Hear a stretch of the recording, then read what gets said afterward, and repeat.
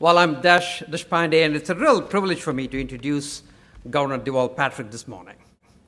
You know, I think it was yesterday or day before, I was dragging myself, long day, and then I come to this bridge that gets to the Central Park, and then the governor says, "Welcome to Massachusetts, welcome home." And that really, charged me up. And then I was awake all the way when I drove home. And, I think, Governor, we really want to thank you for making Massachusetts a beautiful home for all of us.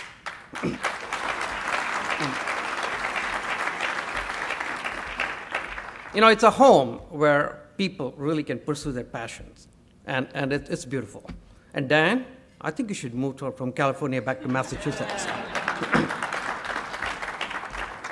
Whenever entrepreneurs get together, whether it's Mass Challenge or 12 by 12 or Artisan Asylum or TiE, the governor is always there.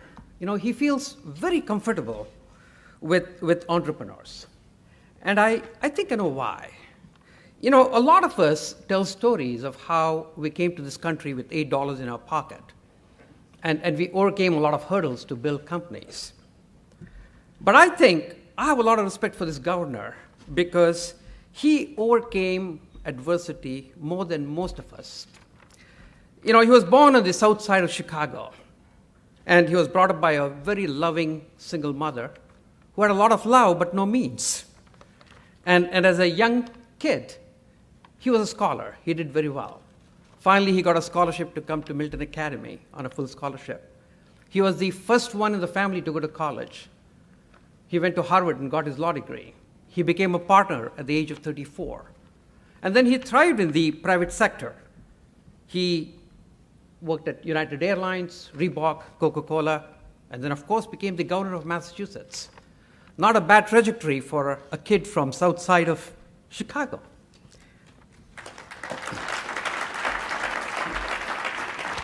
Governor, we have a lot of entrepreneurs in the room and aspiring entrepreneurs. And as entrepreneurs, they go through a lot of ups and downs. And once in a while, they really need this boost of inspiration. And I can't think of any better person than you to do it this morning. Ladies and gentlemen, please give a warm welcome to Governor Deval Patrick.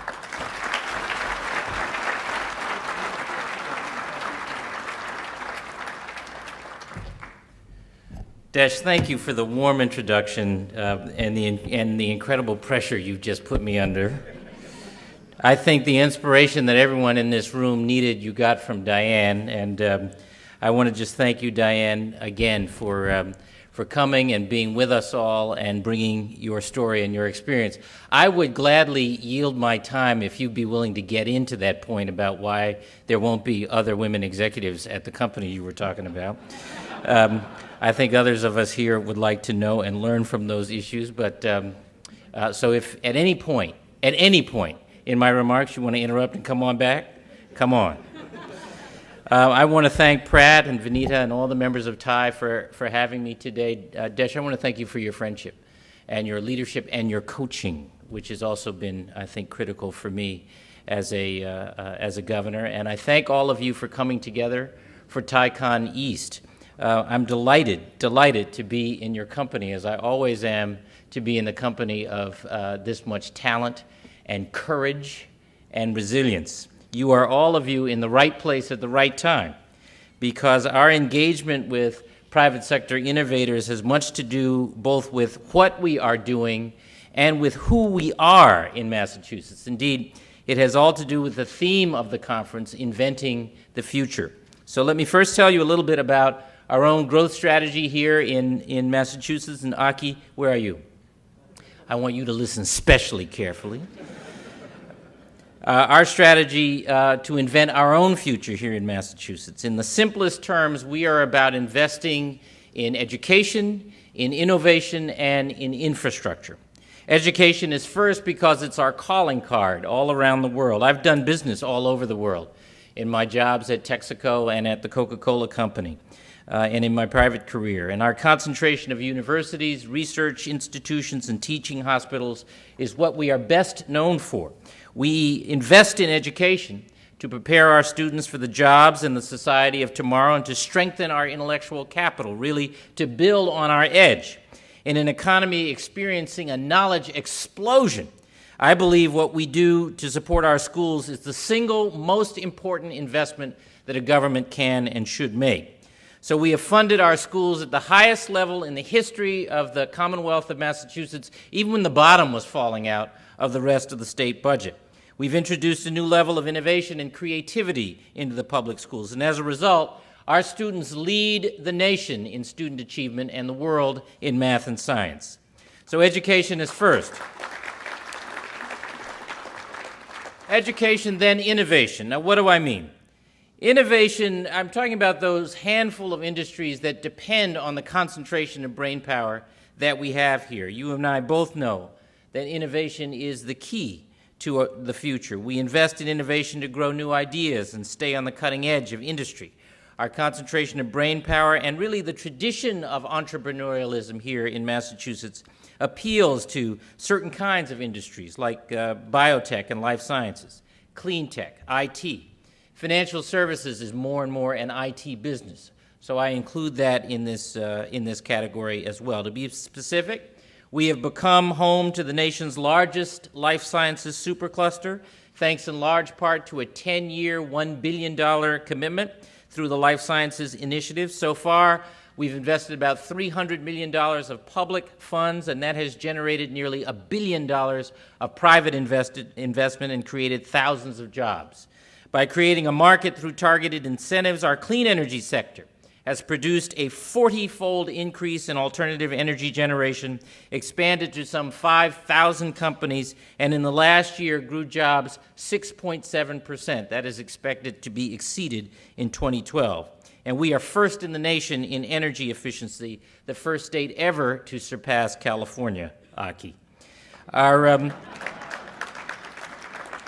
Our IT sector has rebounded in what I think are really interesting and surprising and exciting ways, with an emphasis on new media and communications and robotics, cybersecurity, and support for the financial services sector, as I mentioned.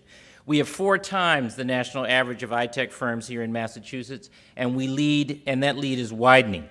Earlier this week, we joined with MIT and Intel to launch the Massachusetts Big Data Initiative to seize leadership as the global destination for big data research as well. And it's especially exciting, I think, that we are making more of the things we invent here in the Commonwealth, from pharmaceuticals and medical devices in the life sciences, to solar panels and efficiency components in the clean energy sector, to robots and smartphone apps and video games in the IT space. Precision manufacturing is making a very strong comeback all around the Commonwealth, and that's really good news as well. Indeed, startups are sprouting up all over and are really hip. In 2011 alone, Massachusetts captured nearly $3 billion in venture capital financing. Mass Challenge, which Desh mentioned, and many of you probably know about, has become the largest startup accelerator on the planet. So education, innovation, and then infrastructure. Infrastructure I always describe as the unglamorous work of governing, but it supports everything else, right? Roads, rails, bridges. We're expanding broadband to every corner of the Commonwealth, a project we expect to be complete by this time next year. New lab and research facilities at our public universities, public and affordable housing. We have doubled the level of annual infrastructure investments and, among other milestones, reduced the number of structurally deficient bridges by 20%. All of this is creating jobs right now, but also a platform for future economic development out into the future. So education, innovation, and infrastructure, that's our strategy, and it's working. Massachusetts is growing jobs today faster than most other states. Our economy is growing twice as fast as the national average. At 6.3%, our unemployment rate is well below the national average and going down.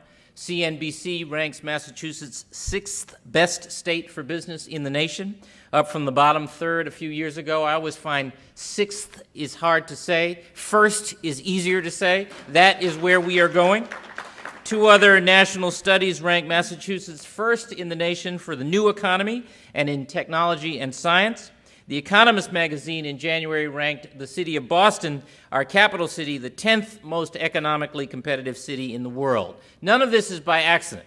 It's because we pursued our strategy with real discipline about investing in education, in innovation, and in infrastructure, a strategy we know will not only make us stronger today, but stronger for a generation to come. Aki. We continue our work to make it easier for startups and small businesses to grow and to thrive. For example, we cut business taxes by 16%, putting us right in the middle of the pack competitively with other states. We slowed hikes in health insurance premiums, something I hear about again and again from small businesses, from an average increase of 16% 2 years ago to less than 1% today. And we are systematically reviewing old regulations. We figure there are about 1,000 of these that are 12 years old or more. We're about a third of the way through, and so far we found 150 of them to cut or to streamline. The reason we're doing all of this brings me back to the theme of your conference.